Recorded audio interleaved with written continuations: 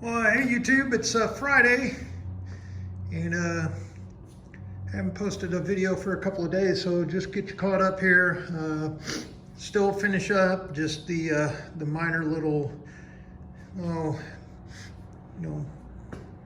as an example, got the headlight bezel, headlights in there all wired up, got the headlight bezels on there, and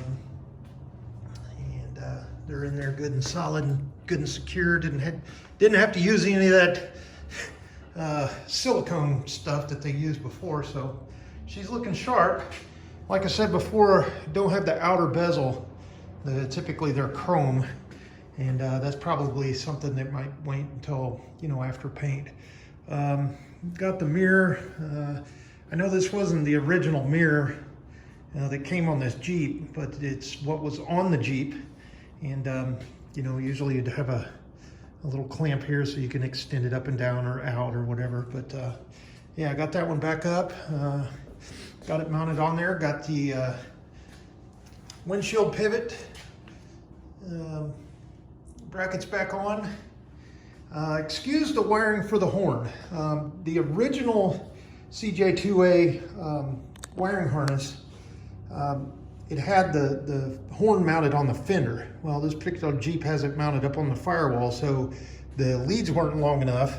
So what I was doing when I was testing all the wiring is I just made some of these jumpers. So excuse these green wires here, I just got them jumped off of the original leads. So once I confirm everything works, all the wiring's correct, then I'll go back and I'll actually splice into this, make it longer, and get some, make sure the tracers and the color of the wire is the same, and then run it back over here and then up underneath to the two connectors like it is. Did go ahead and get up all the wiring for the headlights all route, and got the clamps where they need to be around, here, all the way across, and then as well as on the bottom. And I think I put this in the other video, but the junction box, I went ahead and got I think it's a 60 amp, no, I'm sorry, 45 amp. Found one. It actually has a pretty cool little clear cover on here, and that bolted right into the holes where the original one would have gone. So everything's all wired up nice there and tight, and we're not using that glued on big giant box that they had here. I think that was only like a 20 amp box too, but this one's got a little bit more fuse capacity for it, and since obviously we're 12 volt here, so let's see here. Got the distributor timed, initial timed, and got all of the wires ran for the spark plugs. I haven't torqued the spark plugs. That's what the blue tape's there. I need to torque those down. The gaps are set and everything. Just need to torque the spark plugs. The reason I haven't torqued them down is on the initial crank, I want to make sure that that distributor, we're on the #1 cylinder here and we're getting compression where we need to be before I, actually put gas in it and we do the first start.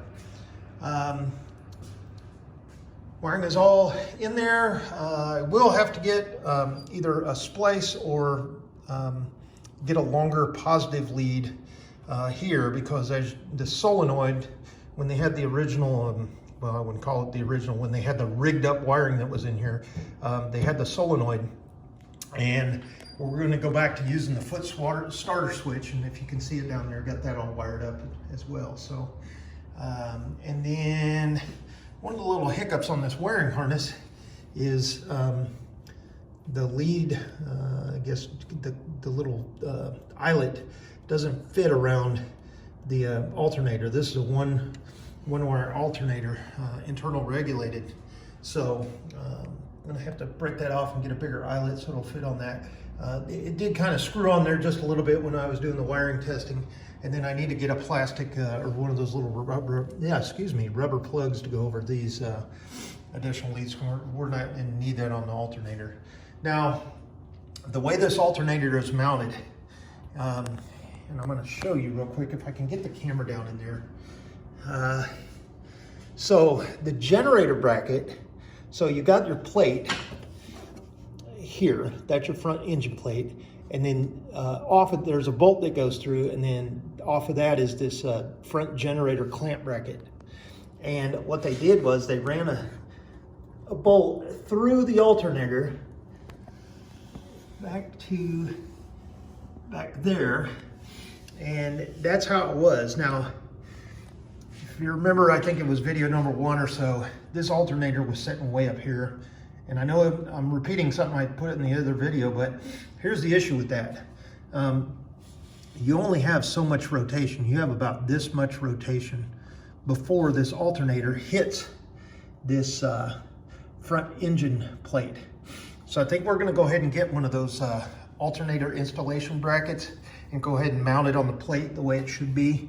It'll raise the alternator up and out just a little bit, so we'll get a little bit more throw on it so we can tighten that belt down. And as you can see, the belt is lined up, but I think with that bracket it'll be, you know, lined up just as well. So to shop around, I'm not going to get one of those $200 or $300 jobs. It comes with the alternator. I mean, this alternator here I was able to find with a core charge. It was like $32 or something, and it's a 1-wire Delco. So it's going to replace the one that when I was doing the checks. I think this is a, they tried to make it a 1-wire, but I jumped it off number 2 over to the battery, ran it, tested it and everything. There's something wrong inside of this. I don't know what it is, but, and obviously that, I mean, the brushes were good and everything was good on the inside of it, but I think that regulator in there might be shorted out, or, you know, how many miles out of that, I have no idea. So just went ahead and got it upgraded one here. Well, that reman anyway. Let's see, got the starter wiring all clamped down, and did I'm just waiting on this stuff to dry, but I need to wipe that off. Alrighty, so got the hood clamps. Went ahead and painted those. Typically those are black, so when the next person does a paint job on this, they'll be able to pull that off real quick. Went back and you know, the initial test fit of the fuel tank, the fittings for the fuel line and also for the drain barely clear the holes in the tub. So I don't think that's the original gas tank. I think that's a reman. But the cool thing about it is it does have the stamp as an original one would have. I got a new sending unit. Got that all wired up, just wrapped that up just a while ago. Got the straps down. I purchased this little bracket to hold the rear fuel tank bracket, hold down bracket, and went ahead and installed that. Luckily, you can buy just that. The funny thing is it doesn't come with the bolt, so kind of funny. Still got the key. Did get a new ignition switch, but I'm working on wiring things up. And then obviously, like I said, you know, that amp meter.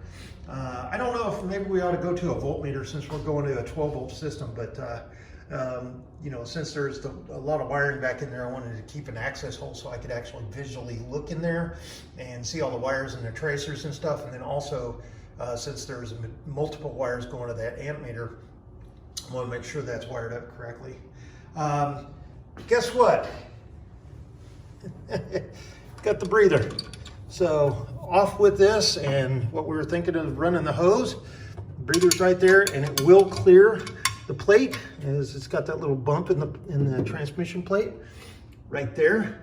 So I'm working on, I just painted the bolts and the lock washers, and each one of these, I'll show you the bolts over there on the workbench, but this tub, you can see that one up there on the top, has been wallowed out, and they've got all different sizes of bolts for that plate. So, I mean, that's part of the tub. You got to take the tub back off. You got to redo the anchor bolts in it, and no sense of doing that now since we got the tub back on. Had I known that, I didn't discover that until I went to test fit the plate and make sure it cleared that breather. But I started putting the bolts in, and they just fell in the hole because there's no threads. Well, one of the bolts is a little bit bigger around, and so anyway, little issue there. All right, got the fuel tank, fuel canister holder back on the tailgate, and also the spare tire. The spare tire carrier was actually back on this tailgate, and whoever drilled the holes, they didn't line it up, and you could see how it's kind of crooked there. But what they've got here is some just some conduit, looks like, and that's kind of the spacers to bring this away from the tailgate.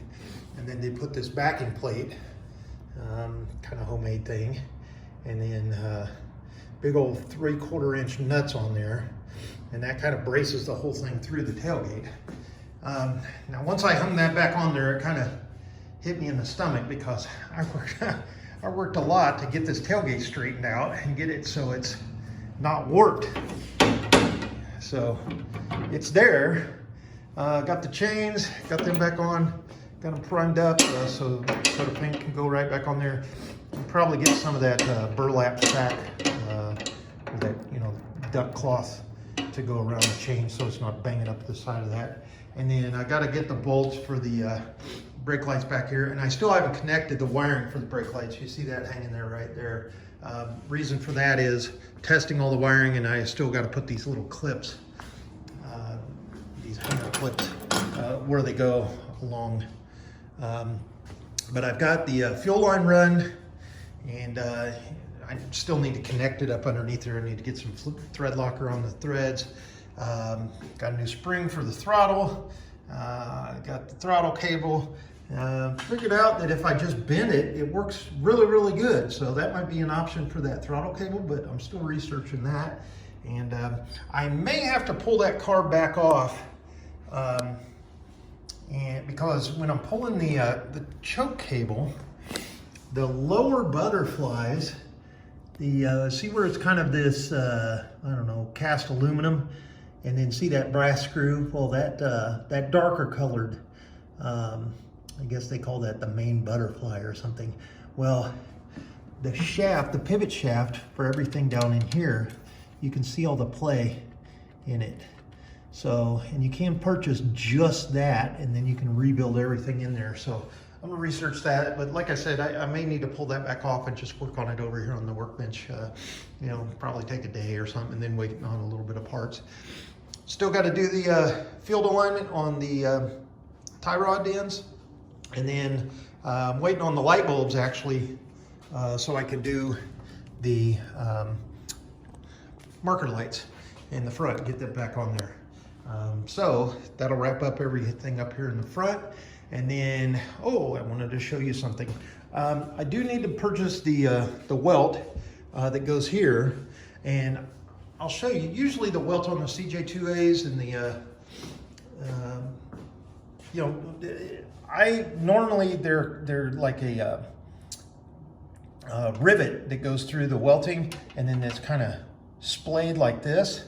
Well, these are screws with nuts. So, and that's the one that I didn't take off, just to, you know, make sure that it's, you know, whatever we purchased to put there. But the welting is going to protect the hood when you set it down on here. It's not going to, you know, rub off on here. I know it's going to hit over here on the fenders, but maybe with that welting here to lift it up and keep it off the fenders so it's not just riding metal on metal.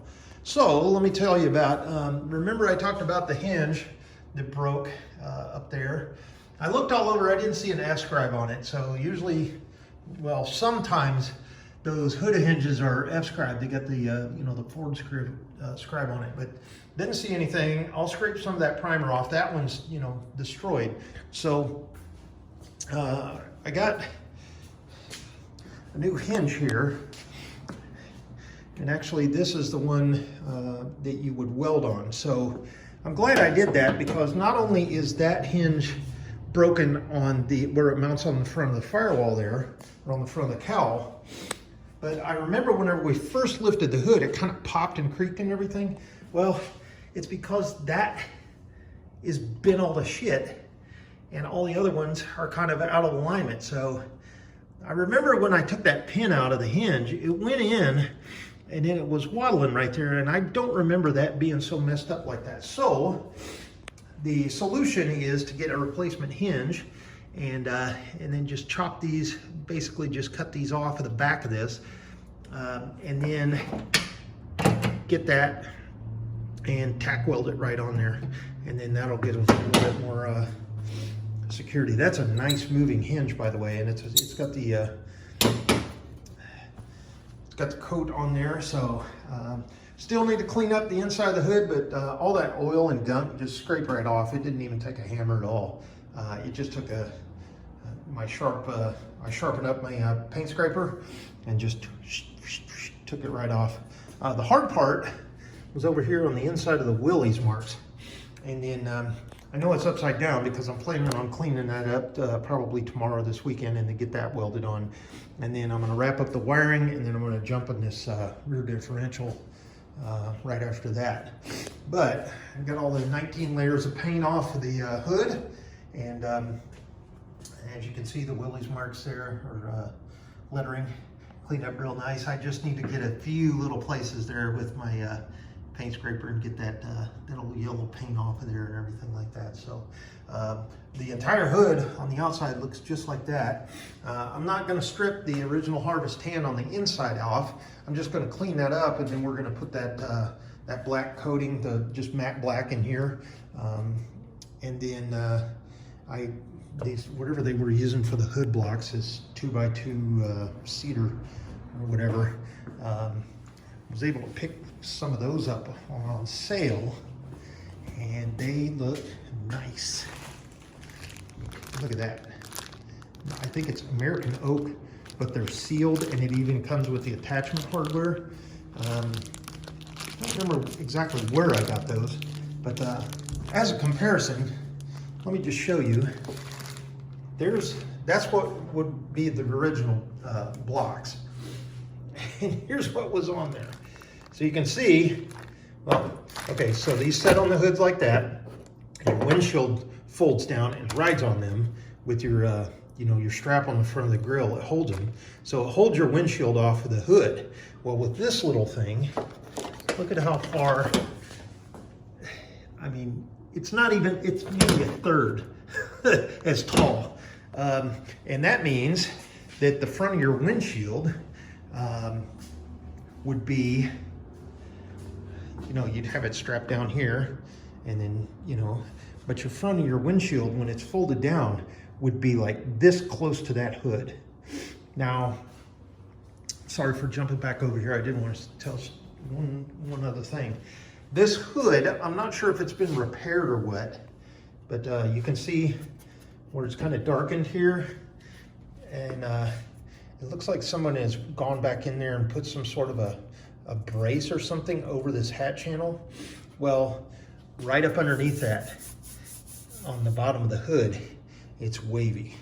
It's not anything you can't fill in, and but it's right under that hat channel, so you can't get a hammer and dolly to straighten it out. And I'll probably flip that hood back over and show you. But that's the only real damage on the hood. Didn't see any wrinkles or pops or anything. You can see how smooth everything is in here. I know it's dirty, but you can see it's not all dented up and everything like that, other than over here. And then there's a couple of little spots on the sides where the the hold down clamps would be. Alrighty, what else? Still need to get the primer after under here, just real quick, just a couple of little blasts there, and then probably pull this tail light, license plate light off, paint that some the black similar to this, and then trying to make it really easy on somebody that picks this up and they're going to paint it. They can just take all the ancillary stuff off and then shoot their paint, and they can slap this whatever I painted with the gloss back. I mean, I'm using some really good paint there, and cleaned up the steering wheel. Looking really nice there. That will be the absolute last thing that I put on here, because there's so much crawling up underneath here. I still need to put the brake fluid in, bleed the brakes and all that, and I'm not going to climb my fat ass up underneath that steering wheel when it's on. I'll tell you that right now. So everything up here in the engine bay is pretty much done. Now it's just wiring, rear differential, hood, and then a couple of little Mickey Mouse, and the alternator. And then after that, I think it's time to get some antifreeze in it and get some gas and see if we can't do a first start and see how she runs, and then get it tuned up. I think we're gonna be fine. That's the goal. And so we're, 3 weeks out. It's gonna be definitely after Christmas before we turn that key and get her fired up. But sometime probably about the middle of January. And goal is to get this back over to the owners in January. So probably the 3rd, 4th week of January should have it wrapped up. And then I'm just being positive here in the outlook, trying to make sure that I turn everything that needs to be checked and double checked. And then I've got a list going in there and I'm marking it off as I'm doing it. And then as I go and redo things or discover things while I'm doing the checks, I'll make another entry on the list and then get from there. So she's looking really, really sharp. And this is getting close to completion on this project. And it's been an absolute blast.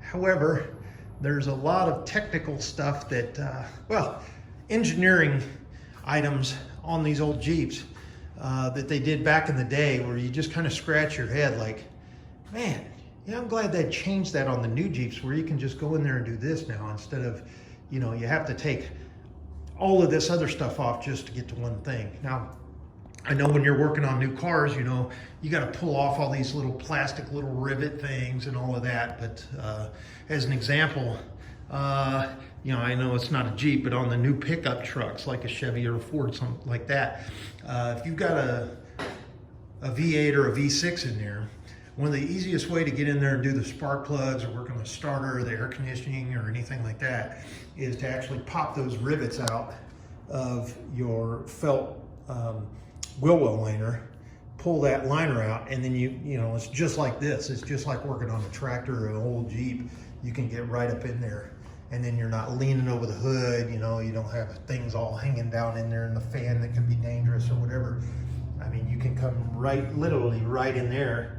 You might want to pull your wheel off or whatever, but you can still get right in there and work on the entire both sides of those engines in those trucks. So there she is. I've got the battery on the charger. She's been sitting over here for about 4 days. So what I did was I charged it up, showing 13.3, 13.2. I charged it up. I pulled those leads off, let it set for a day, came back, connected it up, see how long it would take to charge, and it doesn't take maybe half an hour to an hour to get right back in the green. So I think that battery is going to be okay for a while. I'm not saying how long, but the concern I have with it is, if you look, let's see, I think it's on this side. See how it's kind of bubbled out right here. Yeah, I don't know what caused that, heat or whatever, but I don't think any damage on the inside. It's still holding the charge and everything. I never smelled anything burning or anything like that when it was charged, and I was out here the whole time it was plugged up. So other than that, there she says. She definitely looks like a Jeep. Get that hood on it, and oh darn it, one of the things I left off of the list is the windshield. So still got to get after that, clean that up. This old, that thing is hard as a rock. It's squishy over here, but it is hard. And got a new one. So definitely didn't want to fold that back down and dent the shit out of the grill. So got a brand new one, and it's nice and pliable, and it's an exact correct reproduction for the original one there, and just as thick, and it's got the same layout and everything, and it's actually got the same holes pre-drilled in it. So hopefully those screws will come out of there, and we'll get that cleaned up. And then these clamps, you can take them off, but hold down clamps. But once you lay that down, then you've got your little adjuster here. So you lay it down, you put your clip there, and then you unscrew these, and then you slide this up and down, and there's a very tiny little, you can almost see the little grooves in there, and then that one little, I guess, dimple. That's what holds that in those grooves. So you slide this up and down, and that, how much tension you put on that hold down strap. A lot of people, you'll see, they've got them super tight, so it's like clack. But and then you don't want them too loose. You know, you raise it up, it gets loose. You lower it down, it gets tight. So anyway, more to come on that, and we'll talk more about that in the future. Got the new oil pressure gauge wired up, connected, and fuel gauge is all connected up. Got that running over here. Actually running the wire for the sending unit exactly where it should be, and then you can see the switch over there. I put the original switch back because that toggle switch that I got wouldn't fit through the hole. So went ahead and put the original switch back, and instead of using that, we'll just keep that for the originality and the collectability of this vehicle. But got the parking lights rigged up to that 3-position switch. So pull it out once, the parking light's on, pull it out twice, you got your either, well, it'd be low beam, and then your high and low beam selector switch down there is brand new, and then you can click that too. And then went ahead and picked up a new starter switch. Sorry about those bolts, I reused the old ones. But a lot of these, you'll see they'll wobble when you push them. This goes straight down, boom, boom. It's a really, really good one. And so shopping around, finding the best price, finding the sales, finding the deals. Takes a little bit of time, but when you get the right parts, that's the, makes you feel real good, especially when all the holes line up and all the wiring connects up. So there she sits. We will talk to you in a few days, and thanks a lot for watching. I appreciate it. Y'all have a good weekend, and we'll talk to you soon. Bye.